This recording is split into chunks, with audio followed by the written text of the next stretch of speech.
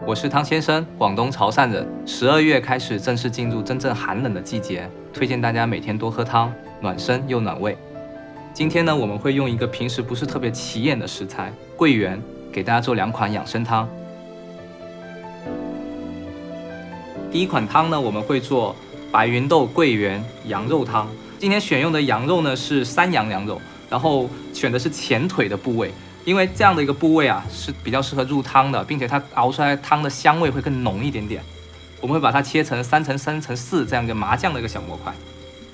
首先我们取一锅已经沸腾的白开水，加入2片小的姜片，因为一会儿我们还会对羊肉进行一个简单的煸炒，所以在这个时候，先开水快速的让它热胀冷缩的杂质给稀释出来就可以了。水已经沸腾了，这时候我们可以把火关掉。把已经焯好水的羊肉捞出来，放在冷水里，再将它简单的搅拌洗净一下，它会把杂质都给吸出来。那我们就完成了焯水的步骤了。我们取一个锅，先让锅热一下，取一下姜葱段，一方面可以出一个香味，另一方面可以有效的盖住羊肉的膻味。这个时候加入羊肉。加少量的米酒，差不多了，我们可以把火关掉，把羊肉捞出备用。接下来我们开始煲汤，用刚刚已经煸炒好的羊肉，先加到砂锅里，然后这是今天的主食材桂圆。桂圆呢本身跟羊肉就是一个绝配，它不仅可以有效的盖住这个羊肉的膻气，而且还能够让汤啊更加鲜美。今天选用的是这种去皮去核的桂圆肉，加入2颗红枣，几片姜片，最后加入白芸豆。白芸豆呢是提前2个小时的泡发，泡发好的豆类在煲汤的时候，它更有利于将里面的营养物质给挥发出来。最后取已经烧开的白开水，大概加1升左右的白开水。接下来开大火，好，这个时候我们看到汤已经煮开了，把它大火转小火，盖上锅盖，小火煮2个小时左右的时间。汤已经煲了1个半小时了，这个时候呢，我们看一下那个汤的颜色，汤的颜色已经有点发白了。这个时候我可以给大家分享一个很小的小技巧。我已经提前2个小时左右的时间泡发好了我们的香叶、南姜、小茴香和八角，这些是传统的搭配羊肉非常好的一些香料和调料，但是我不建议在最开始煲汤的时候就加入，因为这样子的话会盖住羊肉本来的鲜味。我们会提前将它泡好，然后取一个滤网，将这样一个香料的味道加进去，再把火开稍微大一点点，盖上锅盖，炖煮最后的半个小时。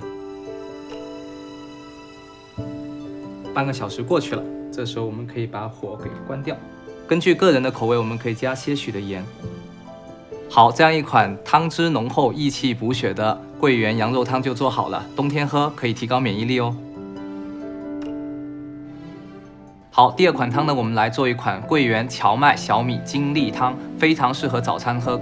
这是已经提前切好块、洗干净的南瓜，这是我们提前已经清洗好、泡发好的荞麦。因为荞麦这个谷物啊是比较不太容易被我们所吸收的、消化的，所以我们需要提前进行泡发。然后这是已经洗干净的小米。接下来我们取一个双层的蒸锅，先将荞麦放进去。过了大概半个小时，揭开一下盖子，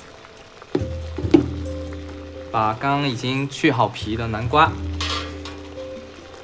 小米放进去，盖上锅盖，最后再一起蒸最后的半个小时。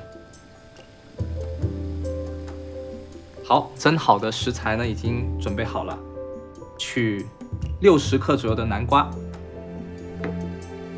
，20克左右的小米，30克左右的荞麦，最后一个是桂圆，也是今天的主角。它呢其实是可以代替糖去调味这道汤品的。我会按照1:1的方式给它加相应的水。我们剩下这些食材啊，其实都可以冷冻的保存。这样子的话，我们每天早上很匆忙的起床，也可以3分钟的时间内快速的喝到一款谷物精力汤。我们取到破壁机，按一下开关。整个破壁的过程呢，需要大概30秒。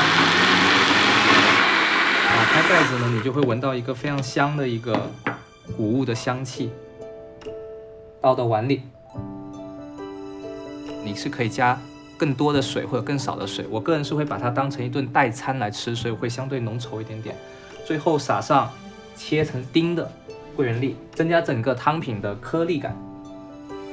这样一款活力满满、充满谷物纤维的桂圆精力汤就做好了。